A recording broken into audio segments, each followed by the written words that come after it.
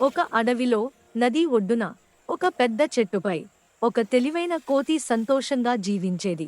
ఆ నదిలో ఒక ముసలి ఉండేది. పండ్లు చూసి కోతితో స్నేహం చేసింది. కోతి రోజూ ప్రేమతో పండ్లు ముసలికి వేసేది.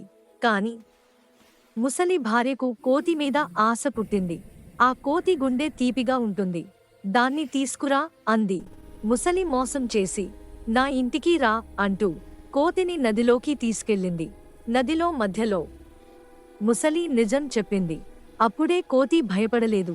నా గుండె చెట్టుపై మరిచిపోయాను. ముందు అక్కడికి వెళ్ళు అంది. ముసలి నమ్మి చెట్టు దగ్గరికి వచ్చింది. కోతి వెంటనే చెట్టెక్కింది. తెలివి ఉంటే మోసం ఓడిపోతుంది అంది. ముసలి సిగ్గుతో నదిలోకి వెళ్ళిపోయింది. నీతి: తెలివి ఉన్నవాడే గెలుస్తాడు. కథ నచ్చితే లైక్ చేయండి, షేర్ అండ్ సబ్స్క్రైబ్ చేయండి.